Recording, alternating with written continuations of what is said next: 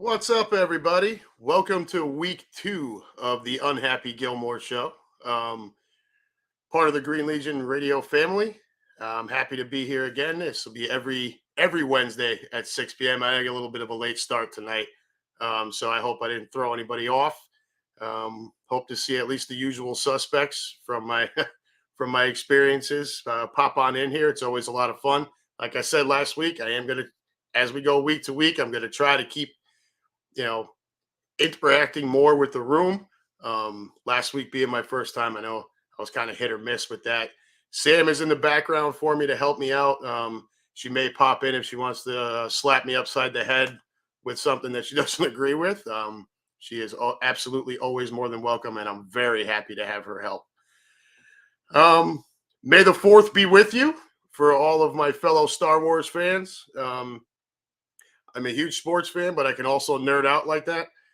My oldest son is downstairs right now with all the Legos. What's up, Brian? How you doing, bud? Um, he's downstairs with the Lego sets that they've gotten over the years, and on the Lego tables that I built for them. He's setting up an entire Star Wars battle, which I'm sure he's going to be bugging his younger brother to come in and fight with him. Of course, he'll probably rig it in his favor, but you know, such is the life of an older brother and a younger brother, right? My older brother would rig it in his favor too. Him, not as much of a Star Wars fan though. I do enjoy the movies. When we're done here, I intend to go downstairs and fire up the TV. And I know they've been running the movies all day. I've been at work up until about an hour or so ago. Really hectic day today. Found out my 11-year-old is missing 18 assignments from across two of his classes. So that was an unpleasant conversation. Instead of unhappy Gilmore, it almost became unholy Gilmore when I came home and had that conversation. Thankfully, his teachers are cool and they're emailing me the assignments kind of little by little, and then I'm downstairs with a tack hammer, waving it over his head. Excuse me, to make sure that he does his work. Fito, unhappy but appreciated Gilmore. Thanks, buddy. Nancy, how are you? Listen, probably better off on YouTube. I know Nancy, Fito, you're both on Facebook. Brian's on YouTube. It's a little bit better on YouTube than it is on Facebook, but by all means, stay where you're comfortable. I'll be right here talking trash and starting off by talking trash about my kid, which is always a fun evening. And leading into the month of May, I love this month. Yeah, playoff hockey, playoff basketball, baseball's really starting to get in the swing of things. Might make some of you sick, but my Yankees have the best record of baseball right now. Um, I was not impressed with the first, you know, 9 games of the winning streak. It was a lot against Cleveland, Detroit, um, and I forget who the third team was, Baltimore. So I'm like, guys, just pump the brakes. You know, these are the dregs of the league here. We should be beating up on them. But then you go out and you smack around Toronto for 2 games. The first game, not so much smacked around. Last night they opened up a can. So it's been a fun watch. Judge is red hot, and really the whole team's red hot. Pitching, lineup, everybody.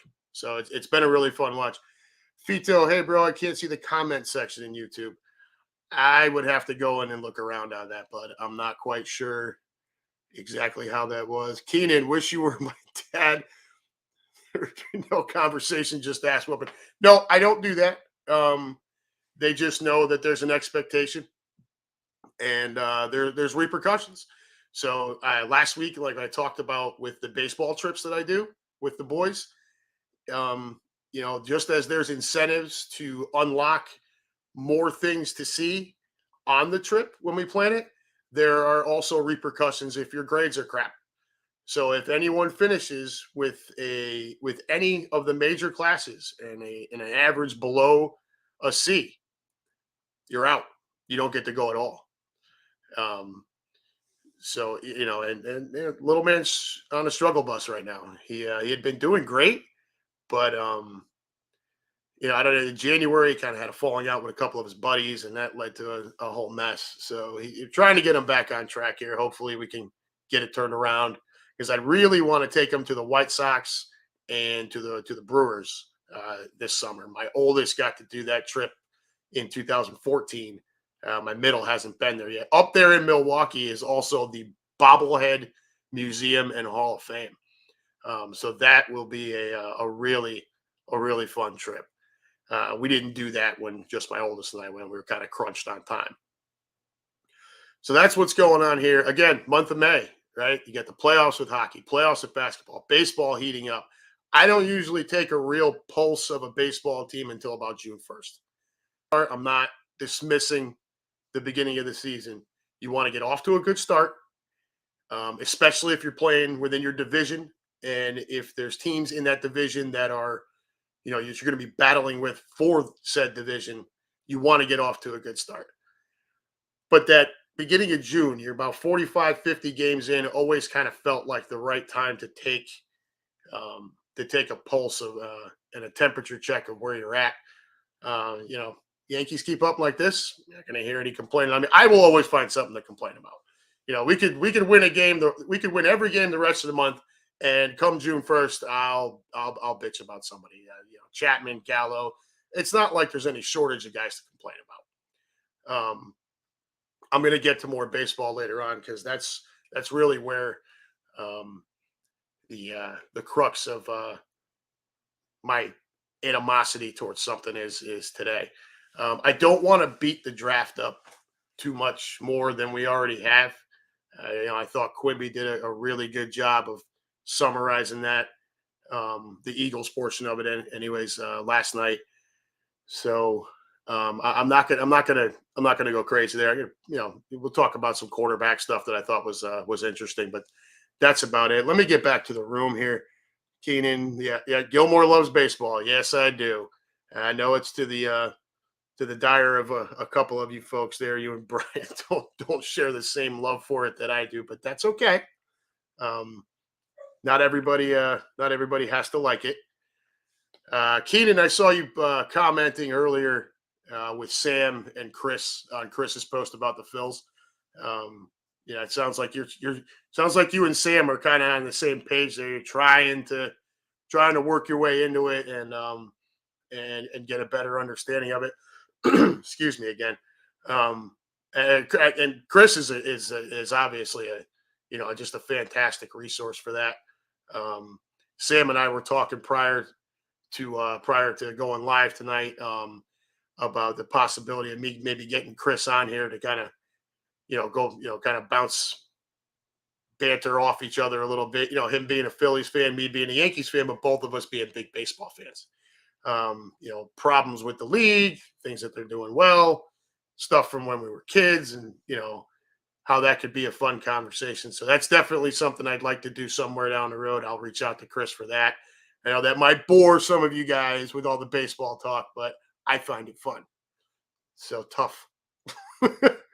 I am going to try to limit the F-bombs. I went back and watched my performance last week, and I tend to get off on a roll and just start dropping them left and right. Yeah, Fito's in here. Run a tight ship, brother. Yeah, man. Fito's known me for over 20 years. He knows that once I get loose, the profanity really tends to start flying out. So I'm going to try to limit that at least a little bit. But not. Don't get me wrong. I'll still let it fly from here from time to time. Keenan, do they have a Diaz bobblehead there? I probably not yet, but I'm sure they could find a head to put on there that would shine enough, to match at least his performance from the draft show last week. Which I hope all of you watched that. I thought it was fantastic. That show last Thursday night during the draft. They went for 3 hours, and I that was more enjoyable to me than watching pretty much any of these windbags on your Fox Sports or the NFL Network or ESPN. Yeah, those guys might have more overall access to knowledge, but I mean, take a look at what happened when we traded up to get Jordan Davis and the excitement in that room, right? And then on the heels of that was the trade that nobody expected to bring in AJ Brown.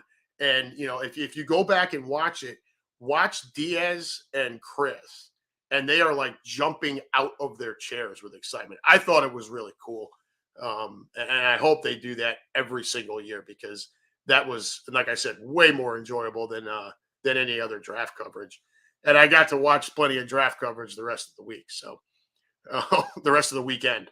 So that was definitely my favorite part. Obviously, the first round was definitely the best for us, although we did well overall. The Kobe Dean falling all the way down to us in the third round like that. First round talent, grab him in the third round, aces. All right, we get the center who can groom under Kelsey this year. Good deal. Drafting two linebackers. I mean, when the hell was the last time we did that?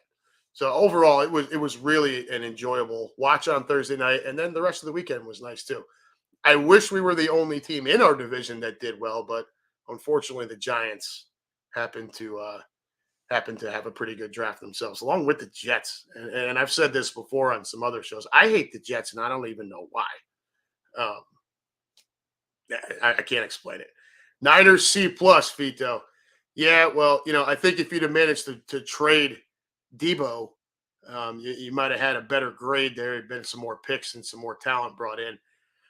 But that didn't happen. All the talk that afternoon was a lot about Debo to the Jets, and then it fizzled out. I mean, I guess maybe it sounds like you guys just didn't get the offer you wanted for Debo. So I don't know what you're going to do now. You're either going to look to trade him, or you're going to have to pay the kid, especially if he comes out and puts up numbers like he did last year. So I've kind of gone down a rabbit hole, squirrel, and then there I go.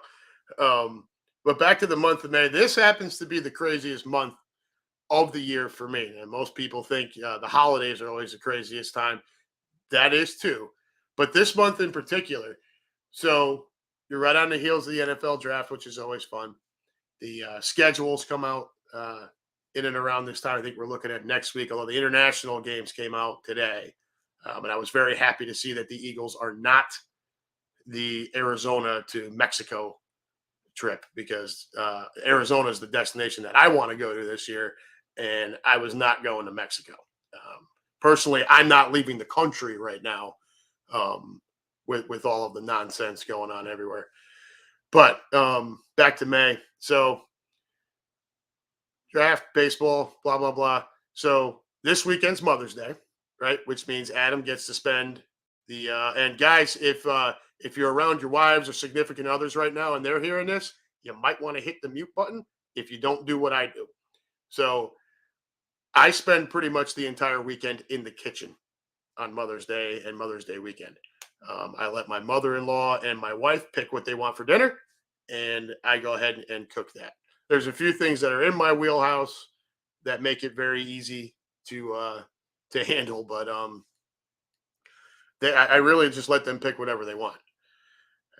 Next weekend is my daughter's birthday party, right? The 14th. Then the 20th is my daughter's actual birthday. We'll end up at Applebee's or Chili's or wherever the hell she wants to go. The 21st, we're opening my pool, and we've got to go over to this Roadhouse over here to see a buddy of ours who's going to be playing there. He's up from Nashville, which should be a good time. The 27th is my oldest birthday. He turns 15, so he gets his birthday present from Dad is a trip over to the Kroger grocery store for a job application. Hey, start paying for your own cell phone, kid. Dad's not a bank account. And then his birthday party will be that weekend, the 28th, which also happens to be Memorial Day weekend, which means we'll be out there with the grill, and hopefully the weather's warm and we can enjoy the pool, because I don't think we're going to be able to enjoy it that first weekend. Keenan, see you in Scottsdale. Yeah, man. If that's your trip, dude, absolutely. That's what I'm looking for. For me, again with the kids. So this year, Halloween falls on a Monday. That messes up a trip. Thanksgiving weekend's always out for me. And Christmas and New Year's both fall on weekends too. So, you got basically, 4 weeks there that I can't. So I'm just hoping that that Arizona doesn't fall on one of those. The backup plan for us right now would be Chicago. It's only a 5-hour drive for me. So, that makes it easy. We're also in Detroit and in Indianapolis this year. Indianapolis is less than 2 hours away. I may go to Indianapolis just on like a one night thing, anyways, just to enjoy it. But we'll see how that goes. Um, so see you in Scottsdale. That's what I'm hoping for, man. Anybody else in the room? Um, got a particular trip you got your eye on? I know Arizona is a hot spot for everybody, pun intended, hot spot. But I personally, I've never been there, and so everybody says it's a great it's a great place to visit. I don't think you want that one in September, right? Because I think it's going to be 100,000 degrees out there still. Kind of want that one. I don't know, maybe mid-October, early November, that type of thing. But yeah, Chicago would be the fallback for us. If you've not been there, Chicago's a great city, right? It's it's a smaller, yeah, it's the third largest city in the country. So it's not the obnoxious New York or LA, but still huge and cleaner once you get out of the South Side. Don't hang around the South Side too much. That's why when I try to do that baseball trip up to see the White Sox, I'll be looking for a day game on the South Side. I'm not trying to figure my way around there at night. Been there once already. Michael Scott, I'll take Arizona in the first 6 weeks so we don't have to cover DeAndre Hopkins. Absolutely. Could not agree more. And we all saw how wonderful Kyler Murray was without DeAndre Hopkins. That team really fell on its face without him, without Hopkins there. So yeah, I'm with you, man. Even if it means heat, I'll take the road victory if we can get it. Anxious to see what this team's going to do with the new draft picks. Talked a little bit about that last night on Right on Cue, where the question was how much playing time Jordan Davis is really going to get. I'll be honest with you, if Fletcher Cox continues to behave as if his number one job, is to go after the quarterback, he is going to lose playing time to Jordan Davis. I don't care what you're paying him. You got to put the players out there that are going to help you win. And the idea of the defensive tackle is to stuff the middle, stuff the run, get after the quarterback is the secondary thing. So Fletcher would do well to kind of take the kid under his wing a little bit, and because that's his replacement. I mean, we're talking about Cox and Hargrave on basically expiring contracts. Wouldn't shock me if one of them got traded. I personally think Davis is just going to outwork both of them, and he is an absolute physical freak. Anybody who's caught Right on Cue over the last couple of months knows the stats there. You're talking 6'6", 341 pounds, and runs a 4.78 40-yard dash. That's disgusting. No man that big should move that fast. Everybody talks about, I'd hate to see him in a dark alley. Well, sometimes you can run away from those guys. 4.78 40. I don't know about you guys, but at my age, I don't think I'm moving that fast anymore. So I want the same hotel and hopefully the same room. So, Keenan, you might want to take that to private text, bud. It sounds like it's getting a little personal. Sam will be there. So you're looking at Arizona too. Good. I want to be on whatever trip you're on, dear. Let me scroll back up here. So we get Bryant. So we got to be the haters. Baseball sucks. Is that going to be the weekly thing there, buddy? Every time I mention the MLB, that's the response I'm going to get. You could give it a try. It would. It's like eating broccoli for the first time, right? Why don't you give it a shot? If you don't like it, you don't have to do it again. Kind of the same thing I tell my kids. Give that a try. So a little bit with the draft, and like I said, I'm not going to go insane here, but we talked about Dean falling to us in the third round. That was awesome. This is the third draft in the last 30 years where only one quarterback was taken in the first two rounds. And generally speaking, that one quarterback, whether it was the first two rounds or just one quarterback in the first round, hasn't really panned out all that well. So in 2000, Chad Pennington was the only guy. You know, up and down success with the Jets, a couple playoff appearances and whatnot. And then I think one decent season in Miami. But Chad Pennington might be the only guy that has a worse arm than we bitch about with Jalen Hurts. I mean, that dude. You want to talk about throwing it 40 yards up to get it 40 yards out? I mean, this guy would drop back and I mean, a 20-yard pass had a loop on it. So I think the biggest trouble you get into with guys like that is where you get into that kind of late game, you know, you're trying to make a comeback, you're down the touchdown or down a field goal or whatever the case may be, you're tied. The ball's got to come out and it's got to have some zip on it. You can't have this rainbow pass that's staying in the air 3-4 seconds on its own. Every second is precious. So you're Pennington and unfortunately Jalen. Hopefully Jalen gets a little better. Certainly got no excuses left as far as the squad around him. Running game a little bit, but I mean the wide receivers there now. He's got AJ Brown and Smith coming back. So Goddard as the tight end. There's less and less excuses, and we're set up to replace him next year if he can't step up. But yeah, Pennington. Sam's, 2000. It's got to be Sam's favorite draft, right?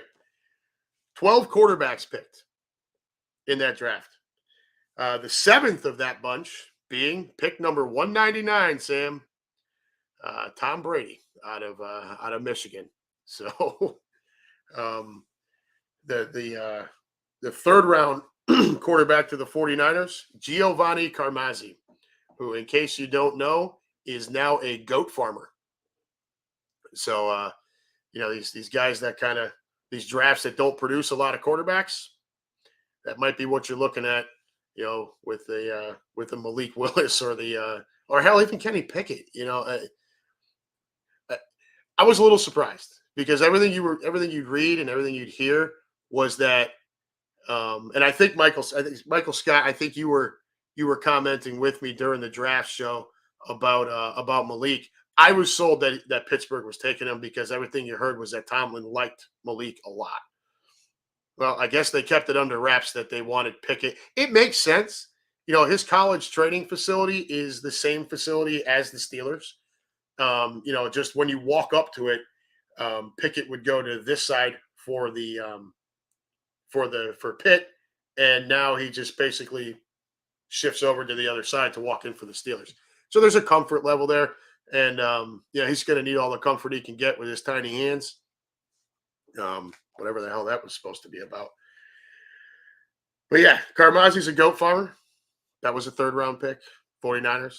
Niners do real well with those quarterbacks there. Fito. We'll see what happens with see what happens this year. You guys going to hang on to Jimmy G, or are you going to try to finally trade him off and move on? 1996, Tony Banks was the first quarterback off the board in the second round, 42nd pick. Anybody remember Tony Banks and all of his pure awesomeness? Right? He was fantastic, wasn't he? 9 forgettable seasons with the Rams, Ravens, Skins, and Texans. 35-43 record. So the Google search, if you Google search the name Tony Banks, the first thing that will come up is the keyboardist and founding member of Genesis, not the quarterback. I would say rightfully so. But, just to give you an idea of when there's not that stud that I got to have these quarterback guys, the ones they end up taking in those drafts that aren't the wow guys, it's a lot of yuck. 8 quarterbacks went in that one, and for all you fellow Eagles fans, we were smart enough to draft Bobby Hoying in that one. So I'll take a collective breath and throw up, and then we'll move on. Let me get back to the room here. Aside from the obvious names, Pickett and Willis, is there a quarterback you think that could turn out to be a decent starter for a team? No. I'm not even sure Pickett or Willis. My thoughts on all the quarterbacks coming into this draft was that they were no better than third round prospects. Um, Pickett probably the best one of the mix, but I mean, what are we talking about here? I mean, somebody's got to be the tallest midget, right? It, it kind of like winning our division the last couple of years. Um, I don't think any of them are frontline starting quarterbacks. I could be wrong, of course. Anybody could be. I mean, hell, Mel Kiper's made a career out of being wrong with his freaking hair. So, but no, I don't really have faith in any of them, to be honest with you. I think, and you saw some of this, with the trade that we made with New Orleans, setting up for next year's draft. Teams setting themselves up for 2023 draft because that's the better quarterback draft, right? Some of the teams that took quarterback, teams that took quarterbacks this year were desperate. While I didn't think any of them were worthy of a first round pick, I was surprised that only one of them went in the first round because the whole league's going quarterback crazy. I thought there would be another couple of them. I thought Willis was going to go in the first round. I thought Willis and Pickett for sure, and then maybe Matt Corral. Could any of them turn into decent starters? Sure. You get them in the right system where they don't have to. They're able to kind of grow into the position with support around them and not changing coaches and coordinators and schemes every other year or every year. Yeah, somebody could turn into that. Pickett may have a good shot at that. Tomlin's pretty well cemented there in Pittsburgh, and rightfully so. He's never had a losing season, although he may be in store for one this year. That division looks pretty rough. Back to some more of this draft stuff. Well, let me look around in here real quick. Pickett makes sense. He has played in that stadium with those weather conditions. I agree, Michael Scott. I agree. Just a little bit surprised. Again, there was a lot of Willis talk. And then again, if the hands are that much of a problem, not only is Pittsburgh an outdoor stadium in bad weather, that whole division is outdoor in bad weather. Right? Cleveland is brutal. Baltimore, not far from Philly. I mean, so you know what the weather is like there in the wintertime. And Cincinnati, Southwest Ohio, it is not fun here in the wintertime. That stadium is right on the river. The wind comes whipping through that stadium, and that stadium's a dump, by the way. If anybody's been there, it is a dump.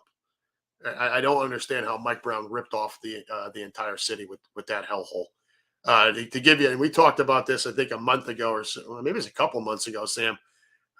Mike Brown, the owner of the Bengals, just a cheap, shocked at what he's actually doing with free agency to surround Burrow with talent.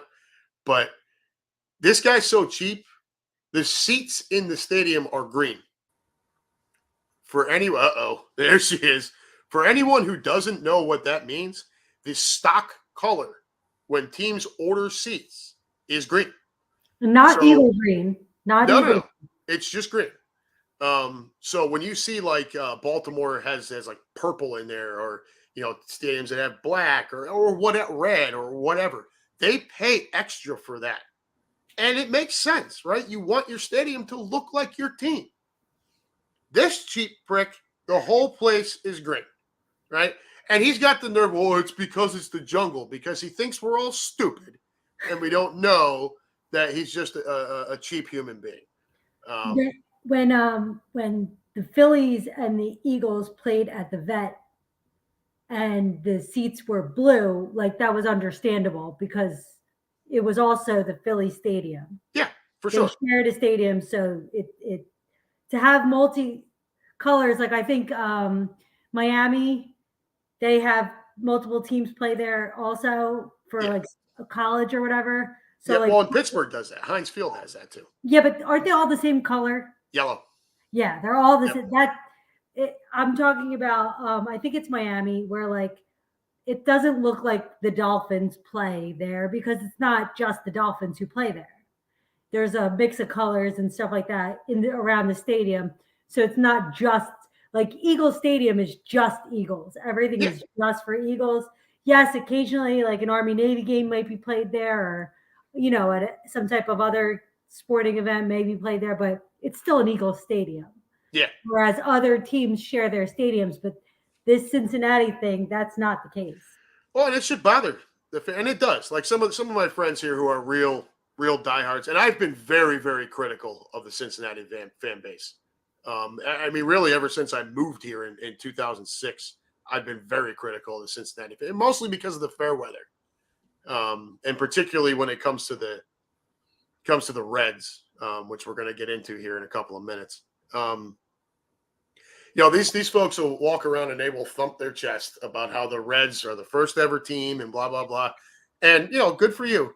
But when the only game that sells out is opening day, I don't really want to hear your mouth. Right? You're not as big of fans as you say you are. Although they've got a gripe now.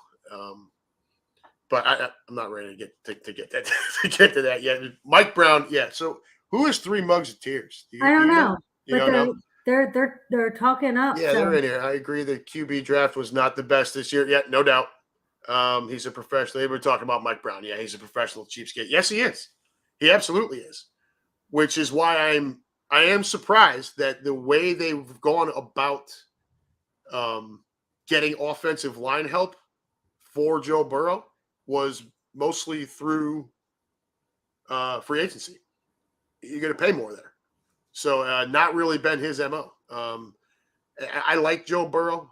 I think he's a good kid. I think he works hard. He kind of toes that line between confidence and arrogance. But he'll cross it ever so slightly, and then he'll come back. He does really well. And it is fun to watch. That offense was really fun to watch last year. And the people around here are excited, and they should be. I was pretty brutal on them leading up to the Super Bowl. Again, a lot because of the fair weather. It was not that long ago that Chad Johnson, or Chad Ochocinco, I guess his name, right? He had to buy, I think it was like a block of like 10,000 tickets just to make sure that the Bengals met the attendance requirement to even be on TV in their own city. Yeah, I think that's right. That would never happen in Philadelphia. No. Never happen in Cleveland, right? You want to talk about a franchise that's got every reason in the world over the last however long to say I don't want to go. Cleveland would be one of them, right? It doesn't happen in Detroit, but here in Cincinnati it would happen. So I got one more quarterback I want to throw at you guys. It was the butt of some jokes here. 2013. This is where just one quarterback was taken in the first round. 2013, EJ Manuel. Anybody remember that guy's name? No, didn't think so.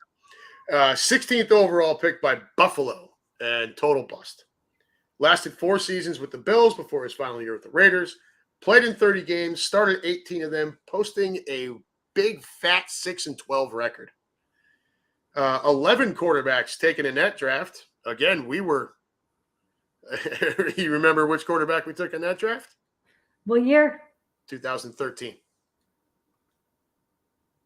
No. Yeah, it was Matt Barkley.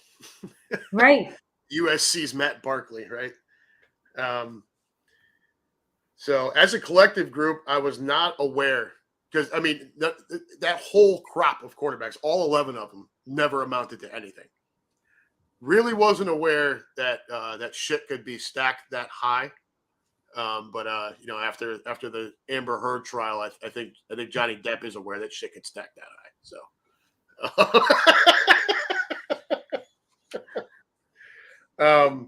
that's all I'm really gonna say about the draft. I mean, like I said before, that thing's been beaten to death, and every time you turn on the TV, that's all you hear. And I'm cool with it. It's just I don't want to keep going over the same stuff. We're all happy, right? They could have botched the last few picks. You still would have been happy. The first round was amazing. And then they followed it up with some good picks too. I did talk about how I've been overly critical of the Cincinnati fan base. I moved here in 2006. And again, the chest thumping about we're the first franchise. And there goes Sam. She just wants to. We're back to baseball, so it's not her wheelhouse anymore. So, Fito, real quick here. Fito, looks like we're staying with Jimmy, but I wouldn't be surprised if Lynch has something up his sleeve. So you guys are the Arizona game in Mexico. The Cardinals game in Mexico. It's the Niners and the Cardinals in Mexico. So thank you to the 49ers for jumping on that bullet, diving on that grenade for me. I don't have to worry about that. I can still plan for Arizona as long as it doesn't fall on a holiday weekend. Thank you, Fito. We appreciate that. Getting AJ Brown was nice. Agreed. Um, you know, and I had some guys at work and some other buddies text me, why the hell didn't you just draft a wide receiver? Blah blah. Well, hey guys, have you looked at what we've done drafting wide receivers over the last few years? Do we need to go back over this? JJ Arcega-Whiteside after passing on on DK Metcalf twice, and then you want CD Lamb, but Dallas jumps in front of you to take him. So instead of taking the next best receiver on the board, Justin Jefferson, you draft Jalen Reagor, right? I think there's been like 40 wide receivers taken over the last few years, and 34 of them have turned into either really, really good, kind of good, and your average starter. That leaves 6 that haven't. 2 of them are on our roster. Okay, J-Jaw and Rager are trash. That's why we didn't draft a wide receiver this year. We traded for one instead, and it makes all the sense in the world to me. So, 3 mugs of tears. Not quite sure who you are, but spot on. Getting AJ Brown was beautiful, and total shock. So again, if you watch that, go back and watch if you haven't that Thursday night show for the Green Legion, the draft special, and just watch watch Diaz and Sack when the trade comes through. They're both just jumping out of their skin. It was really cool. But back to Cincinnati. So I'm gonna move on. It wasn't Temple plays there because they don't have anywhere else to play. Yeah, Keenan. Agreed. I'm going to get back to Cincinnati here. So, the Cincinnati Reds. They are the first team ever, the first professional team. So the fans here have an absolute right to thump their chest about it. They've also managed to, they've put together some really good teams. The Big Red Machine of 1975, 1976 is widely regarded as one of, if not the best team in the history of baseball. Right? So I wrote down a couple of things here. Some of this I already knew. I didn't know the exact numbers, though. You had technically 3 Hall of Famers on that team in Johnny Bench, Tony Perez, and Joe Morgan. I think we all can agree there should be a 4th one. Pete Rose should be in the Hall of Fame. He's the all-time hit king. You don't have to let him be part of baseball, but you have to put him in the Hall of Fame. It's ridiculous. This is your all-time leader in hits, and he's not in the Hall of Fame because he bet on baseball as the Reds manager. Gambling's freaking legal everywhere now. So, can we stop? Can we move on? But unfortunately, he's probably not going to get in until he's no longer with us. I do have some people who I know out here who have run into Pete randomly. Not the nicest guy in the world sometimes, and not the sharpest knife in the drawer until you start talking baseball. And then apparently he just lights up and he is brilliant. So keep it inside the foul lines, and he's a fountain of knowledge. But anyways, those 4 Hall of Famers, or 3, and it should be, 6 MVPs. This is on this roster. 4 National League home run champs, 25 Gold Gloves, 63 All-Star appearances. This is the 75-76 Reds and the Great 8, right? Bench, Perez, Morgan, and Rose that I already talked about. Dave Concepcion, George Foster, Ken Griffey Sr., and Cesar Geronimo. 2 straight World Series, right? Those Great 8, they played 88 games together over the course of those 2 seasons. Their record was 69-19, right? Extrapolate that out for a whole season and somebody tell me how many wins that's going to be. They were easily top 3 team of all time. Moving, later in the 70s, they start to get older. Some of the guys aren't there anymore. It eventually breaks apart. 1990, here come the wire to wire Cincinnati Reds, right? And they end up against Oakland in the World Series. Oakland with that were supposed to be, McGuire and Canseco, right? And that team being loaded. Nasty boys out of the bullpen. Brady Myers, Rob Dibble, Norm Charlton, 44 saves between them. Not afraid to throw at anybody's head. On that team, Paul O'Neill on that team, later traded to the Yankees for a prospect named Roberto. Well, not just that, but the key players were O'Neill for a prospect, a guy we had called, his name was Roberto Kelly.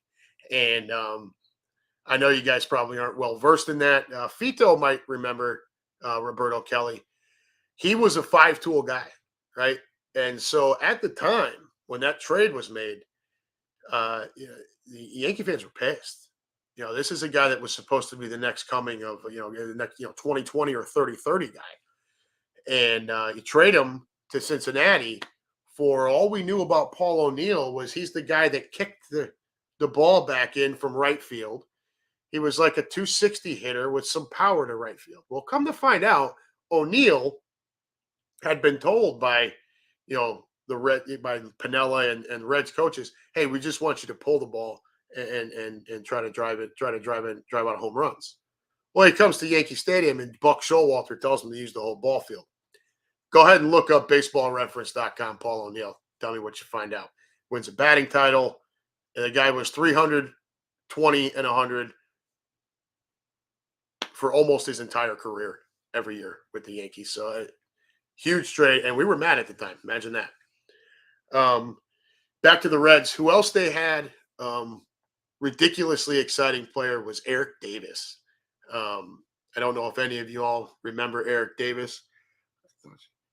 What is going on in the room here? Lou Mancini, this year's draft, except for tight end, thought she was 16. Oh, boy. I don't know if I want to touch that one.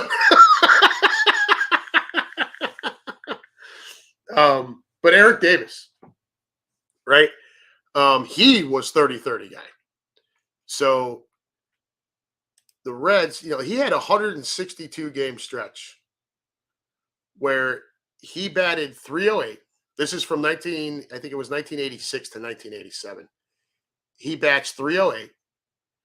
On base percentage of 406, slugging 622, 47 homers, 149 runs scored, 123 RBIs, and 98 stolen bases. He was set to set the world on fire. He already was. And then in that 90 World Series, I think it was the clincher in game 4, he dives for a ball out in the outfield and ends up tearing apart his liver. The kidney. I'm sorry. His kidney. Diving for a little Willie McGee sinking liner. Tore his kidney up, and he never really got off the injury bug after that. So I'm telling you all this because also the Reds, 1919. Everybody know what 1919 is? That's the Black Sox scandal. The Chicago White Sox threw the World Series. You ever watched the movie 8 Men Out? If you haven't watched the movie, fun stuff. That's the reason why Shoeless Joe Jackson is also not in the Hall of Fame. He should be in there too. But that's a story for a whole other time.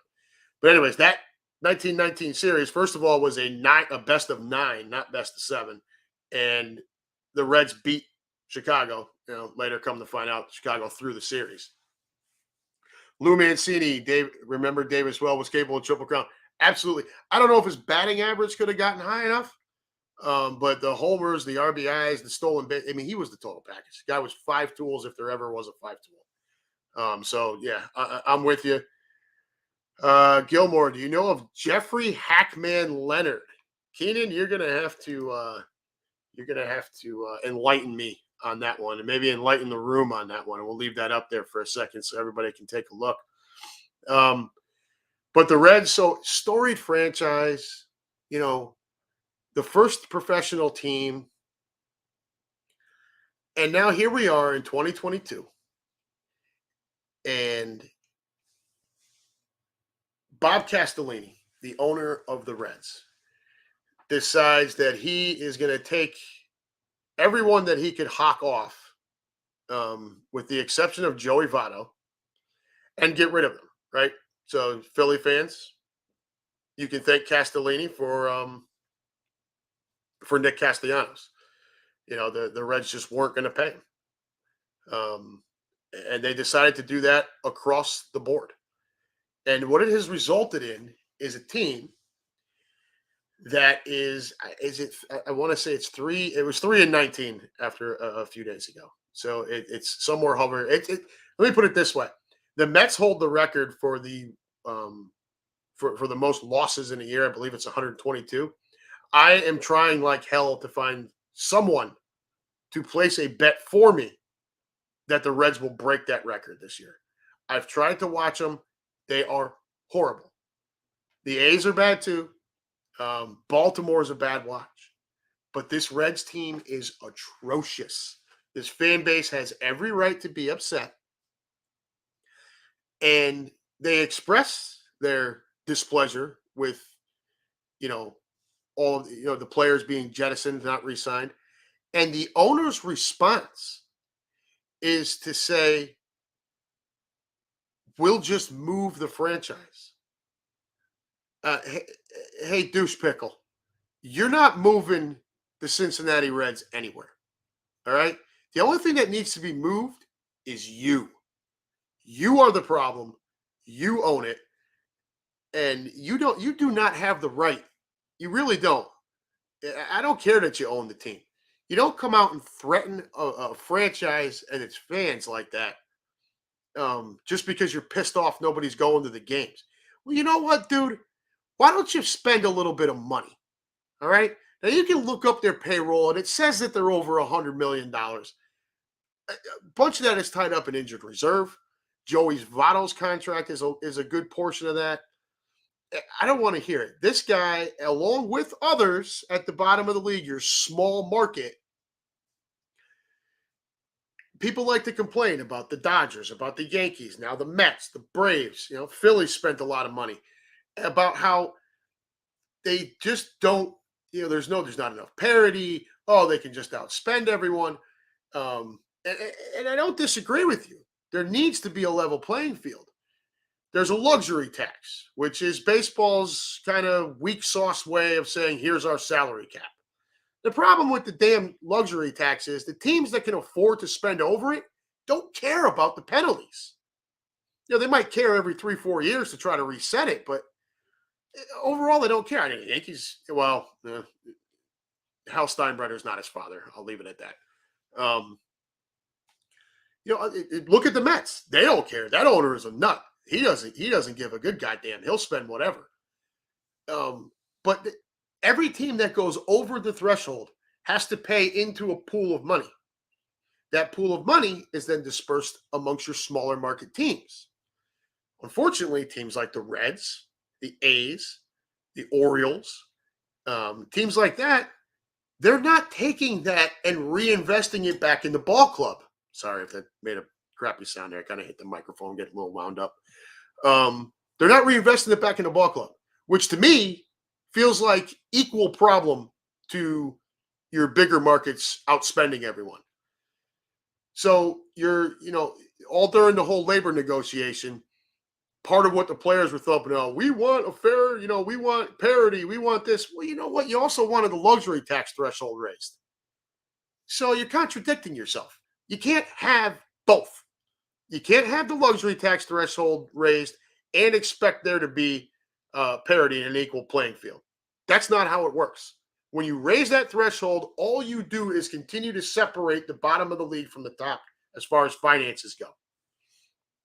That's all that happens. Baseball has needed a salary cap for a very long time, but it's not just the cap. They need a cap and they need a floor so that pieces of shit like this Castellini here have to spend a certain amount of money. The only one that I don't have a big gripe with is Oakland. I think they're just fed up with the city, right? That stadium, the Coliseum, I've never been there. It looks horrible. I don't know if it compares to like an outdoor Tropicana field. The land boob down in Tampa was a shithole too. Right? Not my favorite place. Oakland's the Orioles. Yeah, there's another storied franchise I could talk about for a while. Just even talk Cal Ripken, Jim Palmer. It's a travesty what's going on with some of these teams that are not competing year in and year out, and it's a lot because of they're just not spending the money. And I don't want to hear that well, attendance affects it. Well, you know what? You were able to play 60 games with no fans at all just a couple of years ago. So knock it off. Nobody's buying that nonsense anymore. You can go sell crazy somewhere else. Believe me, here in Unhappy Gilmore's house, we're all stocked up on crazy. We don't need any more of that shit. So Castellini, you're not moving this team anywhere, right? The people of this city have every right to want to string you up and toss you in the Ohio River and let you float down and pop up in whatever scumbag town down the river you end up in, because that's where you belong. To even come out and say something like that is absolutely disgusting. Right? There are some teams in this league that are not only a fabric of their city, they're a fabric of baseball itself. And the Cincinnati Reds are at or near the top of that list. The Reds, the Yankees, the Red Sox, the Cubs, the Phillies. You're not moving these franchises. So Castellini, get off your high horse. You want more fans in the stands? Give them a product to watch on a consistent basis. Not this, well, we're going to go for it for a year or two, get into a one-game playoff thing, and, well, it didn't work. Let me tear it all down and shit the bed for another year. Hey, let me get back to the room here for a minute. Hackman Leonard. So here, we want to find out. Hackman played with San Francisco Giants, grew up down the street from me, 2 years older than me. Okay. Google him. What is this? Google him. I blooded his nose when I was 10 years old and avoided his ass for years.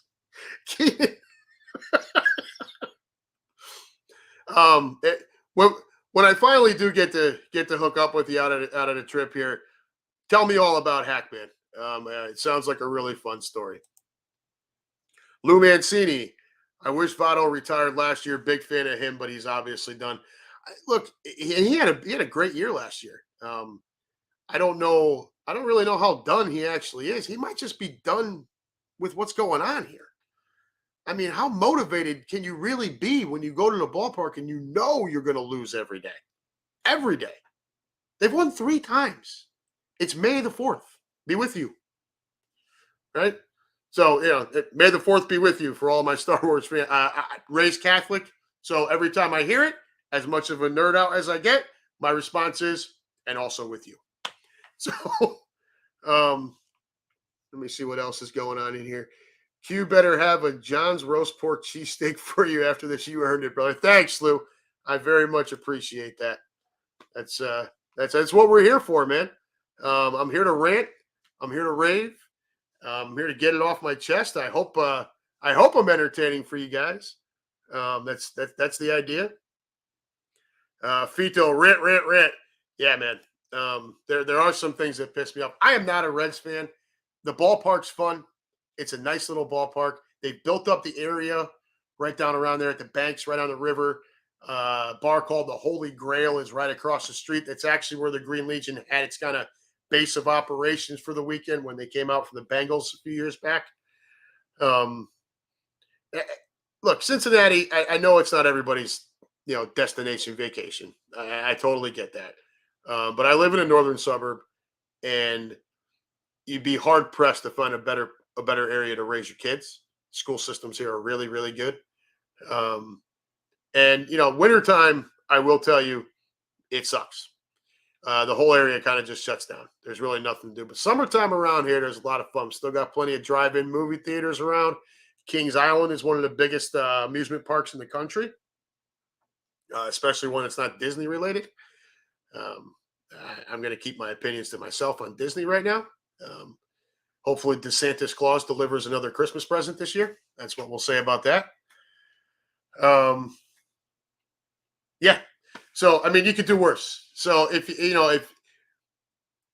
you want to check out a ballpark, if there's anybody else that's in here that's a big baseball fan, you want to do a trip, you can get to a bunch of other cities right from here too. So Chicago's 5 hours, Pittsburgh's 4 and change, Detroit's 3.5 to 4, Indianapolis is less than 2, it's about an hour and 40 minutes. St. Louis is 5 hours. So it's been actually a really cool spot for me to be starting off, the baseball trips with the boys, because I was able to get to a lot of stuff real easy. Milwaukee's 7 hours, just 2 hours north of Chicago. So good times. That was kind of all I had for this week. I needed to get that Cincinnati Red stuff off my chest. I cannot stand when it look. And does he have the right to say it? Yeah, I guess he does, but he really shouldn't. I don't really care that you're the owner of the team, buddy. You don't threaten when you've done nothing to earn the fan base's respect. You don't come out and threaten to take away their team just because you sold off everyone or let everyone walk away and you can't feel the team that's worth watching. I've gotten more enjoyment watching the college baseball games, not even the College World Series, just college baseball games on ESPN Plus than I do tuning into a Reds game right now. It's bad. It's really bad.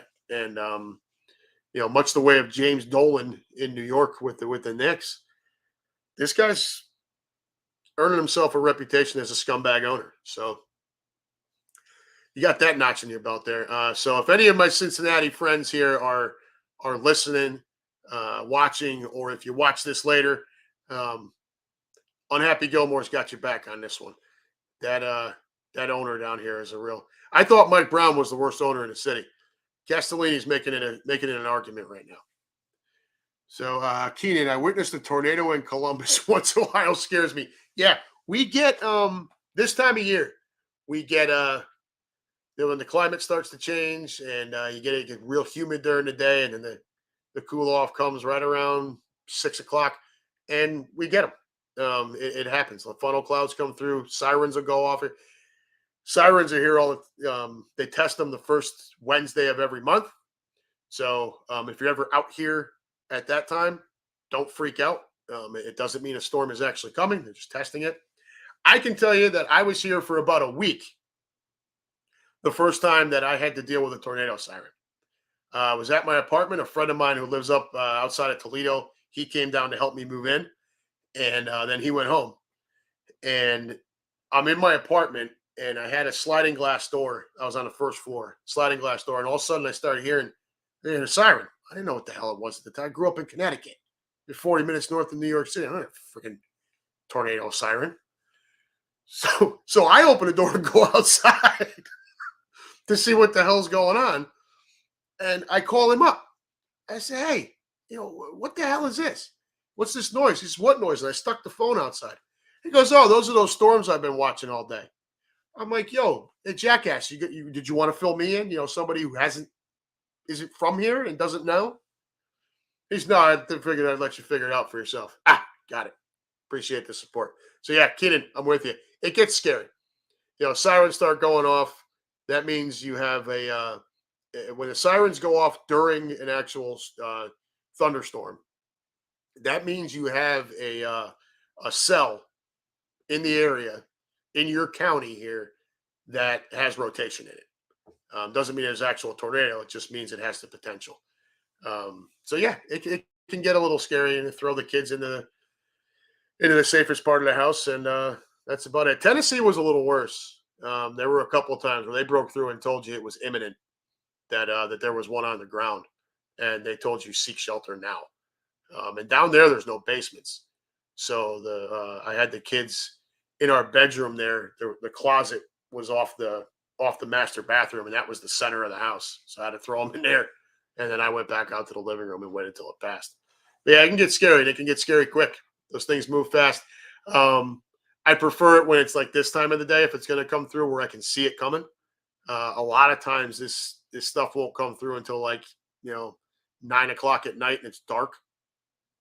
That's even more scary because now you get a siren going off. You go to look out and you can't tell where it's coming from. So yeah, fun stuff out here in the Midwest. That was all I really had, guys. Thank you for tuning in. thank you for letting me get it off my chest. I hope I've entertained you. Again, last week I talked about going for 30, 45 minutes, and here we are at an hour. So apparently I've got more to say than I really thought I did. I will be with you every Wednesday at 6 p.m. So go on to YouTube, search for the Green Legion, subscribe to the Green Legion. You can catch me every Wednesday night here.